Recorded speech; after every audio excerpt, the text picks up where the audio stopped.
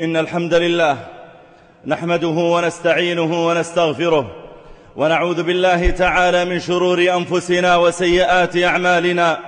من يهده الله فلا مضل له ومن يضلل فلا هادي له، وأشهد أن لا إله إلا الله وحده لا شريك له جل عن الشبيه والمثيل والكفء والنظير، وأشهد أن محمدا عبده ورسوله وصفيه وخليله وخيرته من خلقه وأمينه على وحيه، أرسله ربه رحمة للعالمين وحجة على العباد أجمعين، فهدى الله تعالى به من الضلالة وبصر به من الجهالة وكثر به بعد القلة وأغنى به بعد العيلة ولم به بعد الشتات وأمن به بعد الخوف، فصلوات الله وسلامه عليه وعلى آله الطيبين وأصحابه الغر الميامين، ما اتصلت عين بنظر ووعت أذن بخبر، وسلم تسليما كثيرا. أما بعد أيها الإخوة المسلمون، إنها اليوم شهادة، إنها شهادة في بلد الأنبياء، إنها شهادة في مسكن العلماء، إنها رسالة إلى بلد العلم والجهاد. إنني أتحدث اليوم عن أم الدنيا، دعوني اليوم أتحدث عن مصر. من شاهد الأرض وأقطارها والناس أنواعا وأجناسا ولا رأى مصر ولا أهلها، فما رأى الدنيا ولا الناس. هي أم البلاد وهي موطن المجاهدين والعباد، قاهرت قاهرتها الأمم ووصلت بركاتها إلى العرب والعجم. هي بلاد كريمة التربة مؤنسة لذوي الغربة، فكم لمصر وأهلها من فضائل ومزايا، وكم لها من تاريخ في الإسلام وخفايا، منذ أن وطئتها أقدام الأنبياء الطاهرين ومشت عليها أقدام المرسلين المكرمين والصحابة المجاهدين. إذا ذكرت المصريين ذكرت الكعبة والبيت الحرام، فإن عمر رضي الله تعالى عنه أرسل إلى عامله في مصر أن يصنع كسوة للكعبة المشرفة، فصنعت الكسوة من عهد عمر رضي الله تعالى عنه، وظلت كسوة الكعبة تصنع هناك في مصر سنة تلو سنة، حتى مرت أكثر من 1000 سنة وكسوة الكعبة ترسل من مصر إلى مكة، ولم يتوقف ذلك إلا قبل قرابة 100 سنة. إذا ذكرت المصريين ذكرت الحجاج والمعتمرين، فإن البعثة الطبية المصرية كانت في الحج لسنوات طويلة هي أبرز ما ينفع الحجاج في علاجهم، يأتون من أقطار الدنيا لأجل أن يلتقوا بهذه البعثة المصرية. إذا ذكرت المصريين ذكرت الدفاع عن فلسطين وذكرت الجهاد والمجاهدين، فصلاح الدين أقام بمصر وكثير من قواده منها، وأبرز المعارك مع اليهود قادها مصريون. إذا ذكرت المصريين ذكرت أمنا هاجر ومارية القبطية، ذكرت أخوال رسولنا وأصهار نبينا. لا، لن أشهد اليوم لمصر، فما مثلي يشهد لمثلها، بل سأخطب عن كوكبة العصر وكتيبة النصر وإيوان القصر. سأتكلم عن أم الحضارة ورائدة المهارة ومنطلق الجدارة. نعم، سأخطب عن أرض العز وعن بلاد العلم والقطن والبز. أيها المسلمون،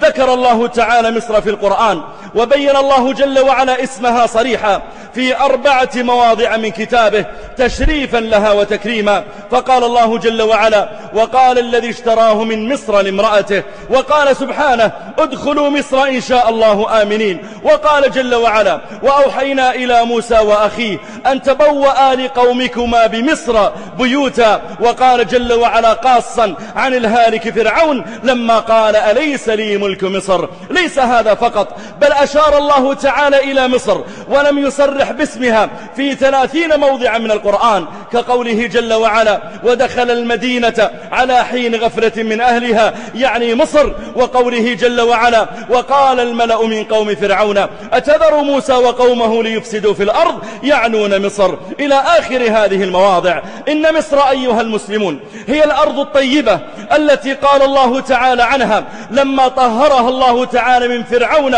وقومه، مدح الله تعالى مصر فقال: كم تركوا من جنات وعيون وزروع ومقام كريم ونعمة كانوا فيها فاكهين، كذلك وأورثناها قوما آخرين. الآخرين. إن مصر فيها خزائن الأرض بشهادة ربنا جل وعلا لما قال عن يوسف عليه السلام قال اجعلني على خزائن الأرض إني حفيظ عليم. ولم يذكر الله تعالى قصة نهر في القرآن إلا نهر النيل. قال جل وعلا وأوحينا إلى أم موسى أن أرضعيه فإذا خفت عليه فألقيه في اليم، يعني في نيل مصر. قال الكندي لا يعلم بلد في أقطار الأرض أثنى الله تعالى عليه في القرآن بمثل هذا الثناء، ولا وصفه الله بمثل هذا الوصف، ولا شهد له بالكرم غير مصر. نعم إنني أتكلم عن مصر. وصى النبي صلى الله عليه وآله وسلم الأمة كلها بمصر وبأهلها، فقال بأبي هو وأمي إذا افتتحتم مصر فاستوصوا بالقبط خيرا فإن لهم ذمة ورحما، وفي لفظ قال فإن لهم ذمة وصهرا، رواه مسلم.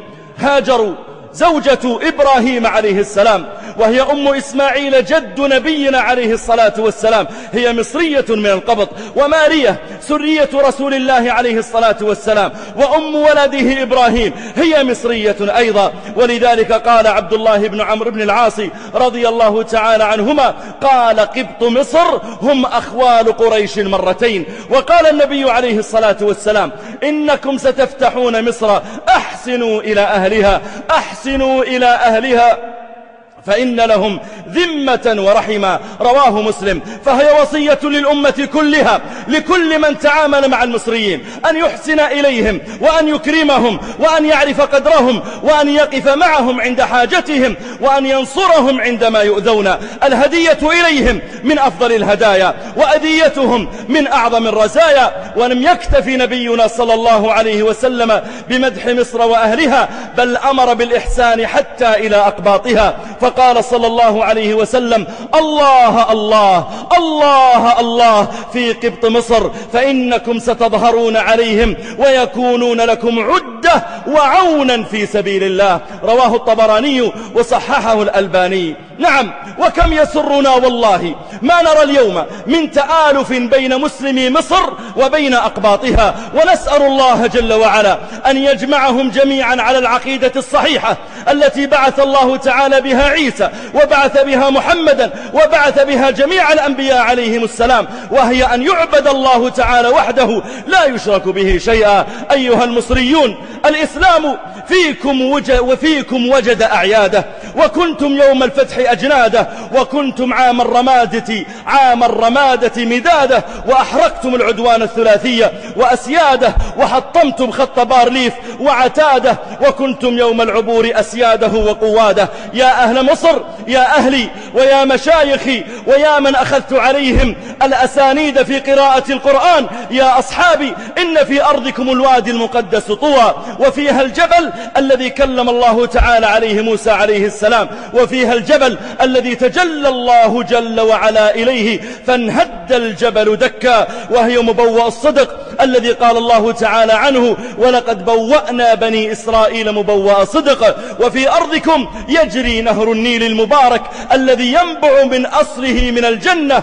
قال النبي عليه الصلاة والسلام النيل وسيحان وجيحان والفرات من أنهار الجنة، رواه مسلم. وفي أرض مصر الربوة التي أوى إليها عيسى عليه السلام وأمه، قال جل وعلا وآويناهما إلى ربوة ذات قرار ومعين. وعلى أرض مصر ضرب موسى عليه السلام بعصاه فانفلق الحجر له ماء وانشق البحر له فكان كل فرق كالطود العظيم. نعم إنها مصر.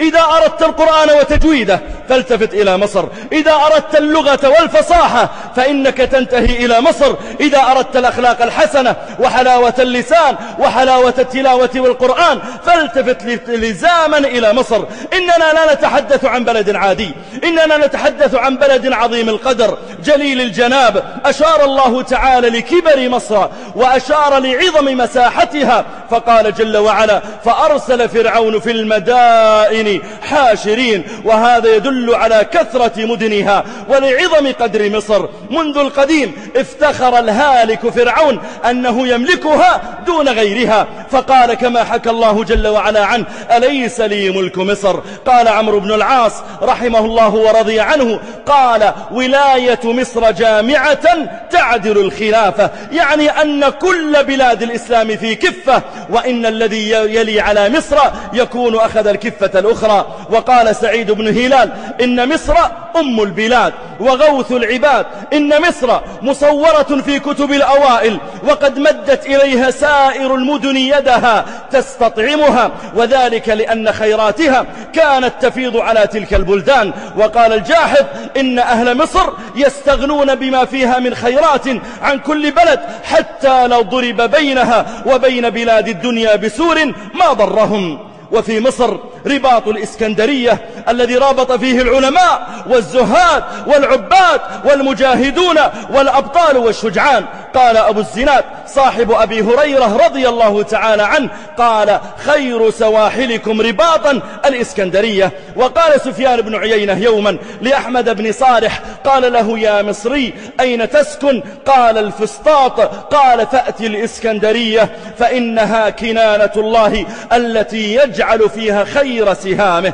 وعند المصريين جامع عمرو بن العاص صاحب رسول الله عليه الصلاة والسلام، وهو أول جامع بني في قارة أفريقيا، وقد ضبط قبلته جماعة من الصحابة قدروا ب80 صحابيا اجتمعوا عنده عند بنائه وقدروا قبلته يوجهوه إليها. وعند المصريين جامع الأزهر الذي له الفضل المشهور والعلم المنثور والتقدم الكاسر والارتفاع القاهر، العلماء فيه متكاثرون والعباد فيه قائمون والزوار إليه متوافدون. مصر قادت الأمة الإسلامية أكثر من 265 سنة كانت الخلافة في مصر، من بعد انقطاع الخلافة من بغداد في عام 656 للهجرة إلى انتقال الخلافة إلى العثمانيين بتركيا في عام 924. بينهما أكثر من 265 سنة كانت الخلافة في مصر، وهي التي تقود بلاد الإسلام. أما أهل مصر فيكفيهم شرفا وفخرا أن الله تعالى اختار منهم الأنبياء، وجعل الله تعالى الأنبياء يسكنون بين ظهرانيهم. فهذا الخليل إبراهيم شيخ الموحدين وأفضل المرسلين وجد خاتم النبيين أتى مصر مع زوجه سارة وتزوج هاجر المصرية. وهذا يعقوب عليه السلام دخلها مع أبنائه الأنبياء وفيها توفوا ودفنوا فيها. وهذا يوسف عليه السلام سكن مصر وحكم فيها وتوفي ودفن فيها. وهذان موسى وهارون عليهما السلام ولدا في مصر وعاشا فيها. وهذا يوشع بن نون ولد بمصر وعاش فيها. وهذا الخضر وهذا أيوب وإشعياء وأرميا عليهم أفضل الصلاة والسلام، كلهم دخلوا مصر ومنهم من مات فيها. ولقد ضرب الله تعالى بأبطال مصر أمثلة في كتابه. فمن المصريين مؤمن آل فرعون البطل الثابت على الحق الذي قال الله جل وعلا عنه: وقال رجل مؤمن من آل فرعون يكتم إيمانه أتقتلون رجلا أن يقول ربي الله وقد جاءكم بالبينات من ربكم، وهو مصري. ومن المصريين الرجل المؤمن الذي حذر موسى عليه السلام، وجاء رجل من أقصى المدينة يسعى قال: يا موسى إن الملأ يأتمرون بك ليقتلوك فاخرج إني لك من الناصحين. ومن المصريين السحرة الذين ذكر الله تعالى قصتهم لما آمنوا وصدقوا، وكانوا في أول النهار سحرة فجرة وصاروا في آخر النهار شهداء بررة. إنها بلاد الأبطال.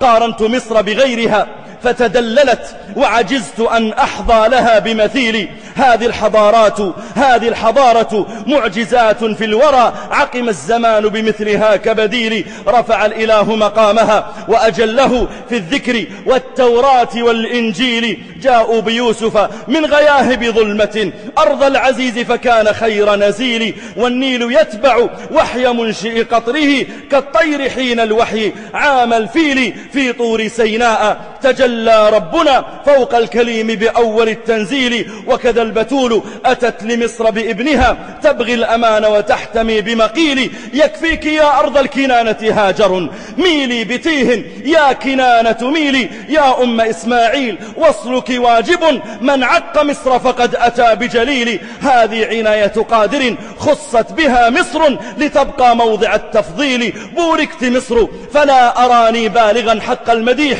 وإن جهدت سبيلي. يا مصر يرعاك الإله كما رعى تنزيله من عابث ودخيل. أما نساء مصر فيكفي المصريات فخرا وعزا وشرفا أن سيد الأنبياء محمدا عليه الصلاة والسلام كانت جدته هاجر مصرية وأم ولده مارية مصرية. ويكفي المصريات فخرا أن ماء زمزم تفجر إكراما لامرأة مصرية ولابنها هاجر وابنها إسماعيل. ويكفي المصريات فخرا أن هاجر المصرية لما سعت ما بين الصفا والمروة خلد الله تعالى فعلها وأمر الله تعالى الأنبياء وسائر الأولياء والحجاج والمعتمرين بأن يسعوا كسعيها. ويكفي المصريات فخرا أن أم موسى عليه السلام مصرية وأن آسية امرأة فرعون مصرية التي قال الله جل وعلا عنها وضرب الله مثلا للذين آمنوا امرأة فرعون إذ قالت ربي ابن لي عندك بيتا في الجنة. ويكفي المصريات فخرا أن المرأة الصالحة التي كانت ماشطة لبيت فرعون كانت مصرية. وقد قال نبينا عليه الصلاة والسلام لما كان الليلة التي أسري بي فيها أتت علي رائحة طيبة قلت يا جبريل ما هذه الرائحة؟ قال هذه رائحة ماشطة ابنة فرعون وأولادها. رواه الحاكم وصححه. أيها الناس إن أهل مصر هم من ألين الناس تعاملا وأحسنهم أخلاقا وأدبا. قال تاج الدين الفزاري من أقام في مصر سنة واحدة وجد في أخلاقه رقة وحسنا. وقال ابن ظهيرة عن أهل مصر قال حلاوة لسانهم وكثرة مودتهم للناس ومحبتهم للغرباء ولين كلامهم وحسن فهمهم للشريعة مع حسن أصواتهم وطيب نغماتهم وشجاها وطول أنفاسهم وأعلاها. فمؤذنوهم إليهم الغاية في الطيب ووعاظهم إليهم المنتهى في الإجادة والتطريب. ونساؤها أرق النساء الدنيا طبعا وأحلاهن صورة ومنطقة وأحسنهن شمائل وأجملهن ذاتا. وما زلت أسمع قديما عن الشافعي أنه قال من لم يتزوج بمصرية لم يكمل إحسانه. أيها المسلمون ولقد سكن مصر بعد فتحها جماعة من أصحاب سيد رسول الله عليه الصلاة والسلام حتى لما أحصي عدد الصحابة الذين دخلوا مصر أو سكنوا فيها أو زاروها أو حكموها أو دفنوا في ترابها فتعدوا 350 صحابي.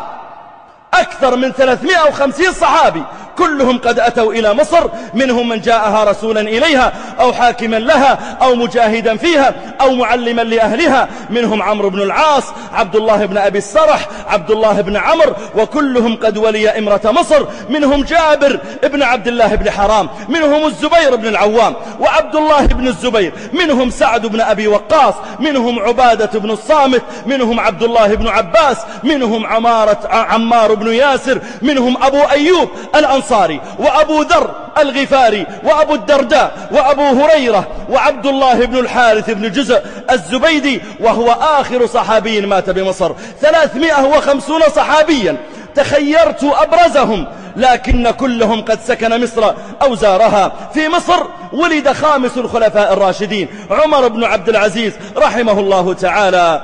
أيها المسلمون إذا تكلمنا عن مصر فإننا نتكلم عن بلاد العلماء الذين وصلوا أثرهم إلى كل الدنيا. منهم صحابة كرام وتابعون أعلام. منهم الليث بن سعد وهو إمام المصريين الذي قال فيه الشافعي الليث بن سعد أعلم من مالك. ومنهم القارئ ورش. إذا سمعت من يقول على قراءة ورش فاعلم أنه مصري. اليوم أكثر أهل أفريقيا والمغرب يقرؤون بقراءة هذا المصري. ومنهم الإمام المحدث عبد الله بن لهيعة. ومنهم أصحابه ومنهم الشافعي الإمام وله أئمة كثر كلهم من طلابه وكلهم من المصريين. ومنهم سعيد بن كثير بن عفير وكان إماما عالما قال عنه يحيى ابن معين إمام الجرح والتعديل لما سئل عن مصر قال: رأيت في مصر 3 عجائب: النيل والأهرام وسعيد بن كثير بن عفير. وكان عالما إماما. ومنهم عبد الملك بن هشام صاحب السيرة النبوية المشهورة. ومنهم الإمام الطحاوي الذي ألف العقيدة الطحاوية، وهي تدرس اليوم في كل الدنيا، وتدرسها الجامعات هنا في المملكة العربية السعودية، تدرسها لطلابها وتدرس في أنحاء الدنيا. ألفها الإمام الطحاوي المصري. ومنهم الإمام ابن النحاس، ومنهم القاضي عبد الوهاب المالكي، ومنهم شيخ الحنابلة الحافظ عبد الغني المقدسي. فإذا ذكرت الحنابلة وذكرت الفقه الحنبلي رجعت لزاما إلى عبد الغني المقدسي، وكان قد خرج من الشام وسكن في مصر. ومنهم الإمام البطل العز بن عبد السلام، ومنهم ابن خلكان صاحب وفيات الأعيان، ومنهم القارئ العظيم الذي تحفظ منظومته طلاب كثر وطالبات في أنحاء الدنيا، الإمام الشاطبي. من الذي لا يعرف الشاطبي؟ وهو الذي ألف منظومة في 1000 بيت في تلاوة القرآن وقراءته، ثم أخذ المنظومة وألفها وطاف 1000 أسبوع حول الكعبة، والأسبوع هو 7 أشواط طافها، ثم جعل يدعو الله تعالى وهو يطوف أن يبارك في هذه المنظومة.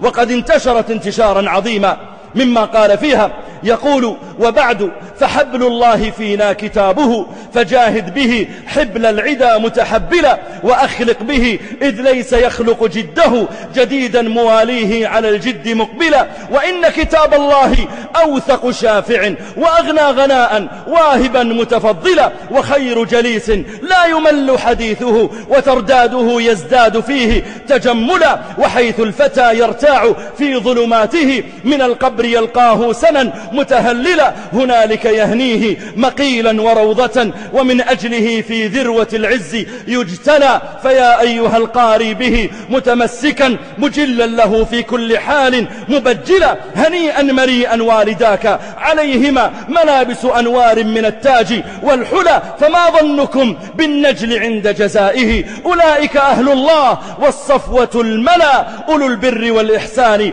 والصبر والتقى، حلا حلاهم بها جاء القرآن مفصلا، عليك بها ما عشت فيها منافسا، وبع نفسك الدنيا بأنفاسها العلا. جزى الله بالخيرات عنا أئمة لنا نقلوا القرآن عذبا وسلسلا.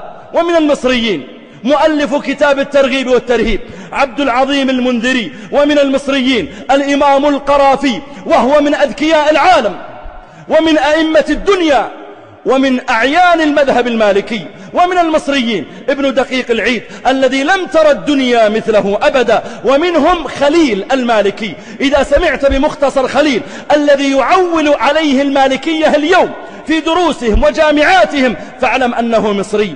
ومنهم ابن هشام النحوي، ومنهم الإمام الهيثمي صاحب كتاب مجمع الزوائد، ومنهم ابن حجر العسقلاني الذي ألف فتح الباري في شرح صحيح البخاري. ومنهم محمود العيني الذي ألف عمدة القاري في شرح صحيح البخاري، وإليه ينسب اليوم قصر العيني في مصر. ومنهم المقريزي، ومنهم صاحب كتاب تفسير الجلالين الإمام جلال الدين المحلي الذي أتمه بعد ذلك الإمام السيوطي، وكلاهما مصري. ومنهم الحافظ السيوطي، ومنهم شيخ الإسلام زكريا الأنصاري الذي وصل عمره 100 سنة وهو لم يترك صلاة الليل إلى أن مات. ومنهم الإمام الشيخ علي بن أحمد الصعيدي العدوي من سلالة أمير المؤمنين عمر بن الخطاب رضي الله تعالى عنه. ومنهم الشيخ أحمد الدردير، وكان عابدا عالما صالحا، جلس في الأزهر يوما يعلم طلابه، فلما دخل أحد الولاة وكان يريد أن يستميل المشايخ لبعض الفتاوى التي يريدها لإلزام بعض الناس بأمور، فقام الطلاب خائفين من كثرة الجند ومبجلين لهذا الوالي، فأخذ مصحفا ووضعه في حجره وجعل يتلو القرآن وقد مد رجليه، فمر به الوالي قال: من هذا؟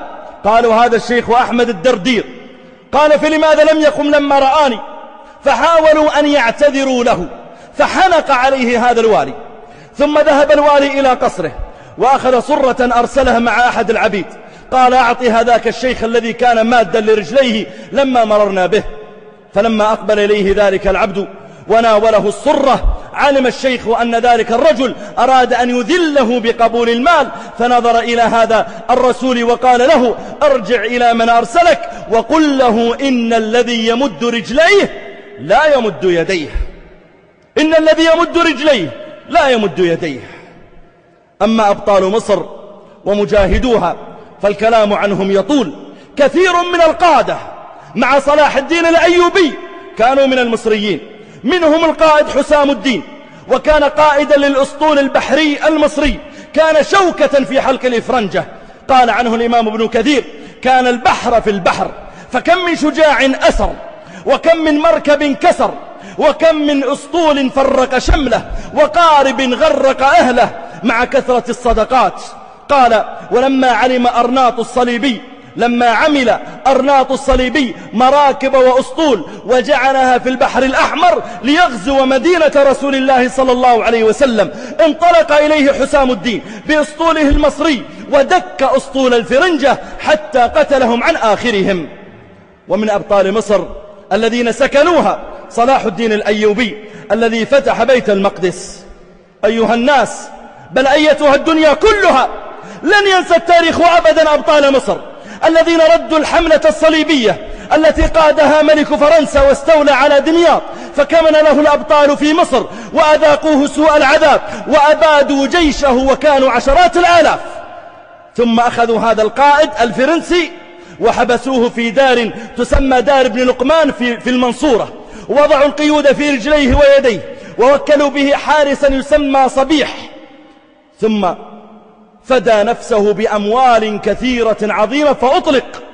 ثم لما وصل إلى بلده حدثته نفسه أن يعود مرة أخرى لغزو مصر، وجعل يجند الجند لذلك، فأرسل إليه جمال الدين بن مطروح قصيدة يقول فيها: قل للفرنسيس إذا جئته مقال صدق من قؤول فصيح، أتيت مصر تبتغي ملكها تحسب أن الزمر يا طبل ريح، وكل أصحابك أودعتهم بحسن تدبيرك بطن الضريح، وفقك الله لأمثالها لعل عيسى منكم يستريح، آجرك الله على ما جرى من قتل عباد يسوع المسيح، آجرك الله على ما جرى من قتل عباد يسوع المسيح، فساقك الحين إلى أدهم ضاق به عن ناظريك الفسيح، 50,000 لا ترى منهم إلا قتيلا أو أسيرا جريح، وقل لهم إن أضمروا عودة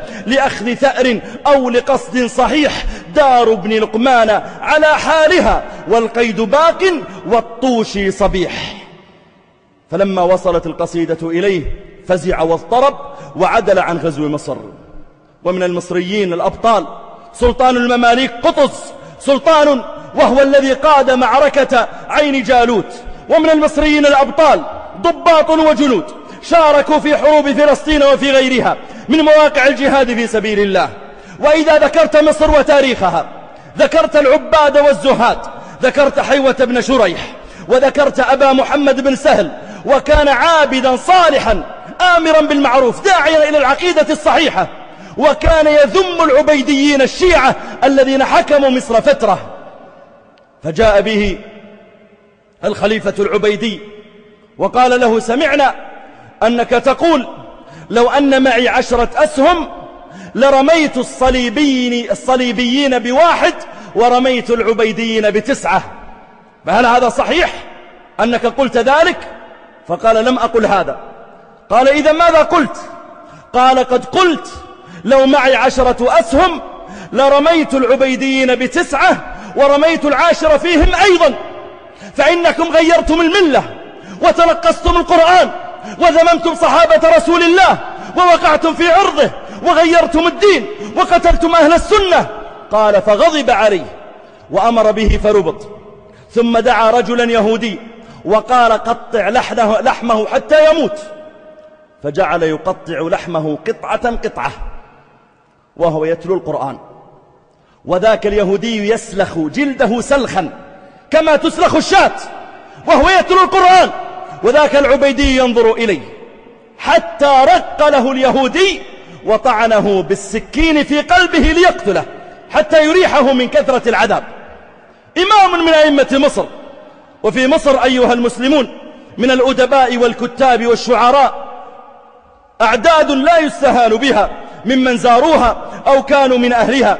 فإذا ذكرت وقرأت الشعر الرائق لجميل بثينة وهو من أفصح الشعراء فاعلم أنه مصري، وإذا قرأت الشعر الرائق لكثير عزة واعلم أنه مصري، وإذا قرأت شعرا لأبي نواس فاعلم أنه مصري، وإذا قرأت للشاعر الشهير المتنبي أحمد بن الحسين فاعلم أنه أقام بمصر 4 سنوات.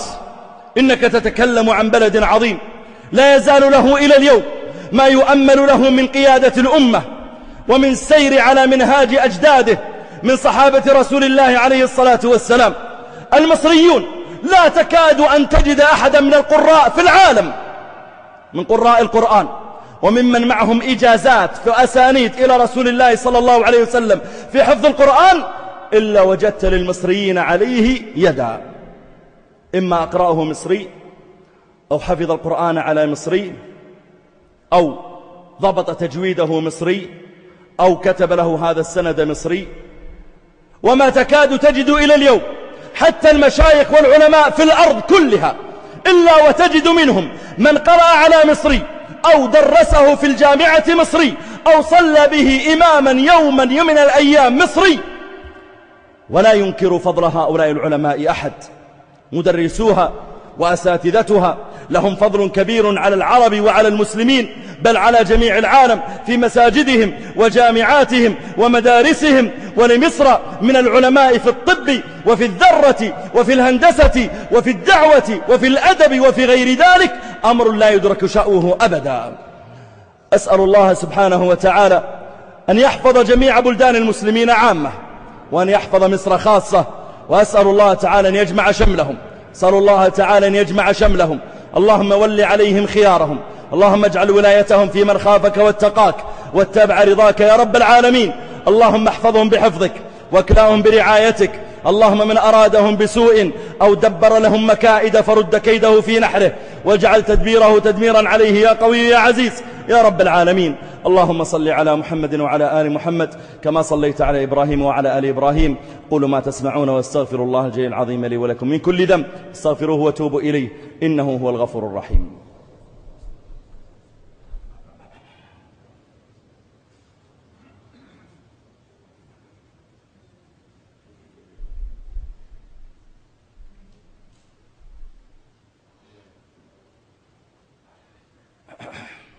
الحمد لله على إحسانه والشكر له على توفيقه وامتنانه، وأشهد أن لا إله إلا الله وحده لا شريك له تعظيما لشانه، وأشهد أن محمدا عبده ورسوله الداعي إلى رضوانه صلى الله وسلم وبارك عليه وعلى آله وإخوانه وخلانه ومن سار على نهجه واقتفى أثره واستنى بسنته إلى يوم الدين.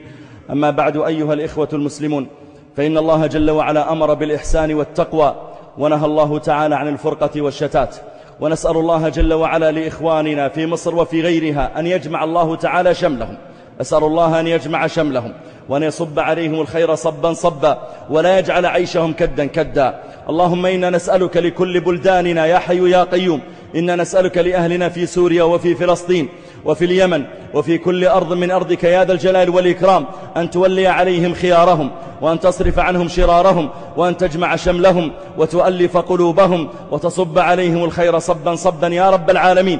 اللهم إنا نسألك عيش السعداء وموت الشهداء والحشر مع الأتقياء ومرافقة الأنبياء، ونعوذ بك ربنا من جهد البلاء ودرك الشقاء وسوء القضاء وشماتة الأعداء. اللهم إنا نسألك أن تنصر المجاهدين في كل مكان، اللهم انصر إخواننا المجاهدين في سوريا، اللهم أيدهم بتأييدك، اللهم انصرهم بنصرك، اللهم اجعل الدائرة لهم يا قوي يا عزيز يا رب العالمين.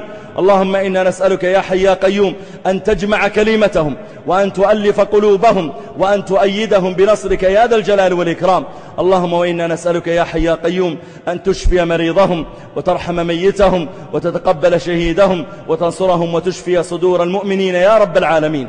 اللهم صل على محمد وعلى آل محمد كما صليت على إبراهيم وعلى آل إبراهيم، وبارك على محمد وعلى آل محمد كما باركت على إبراهيم وعلى آل إبراهيم إنك حميد مجيد. سبحان ربك رب العزة عما يصفون، سلام على المرسلين، والحمد لله رب العالمين.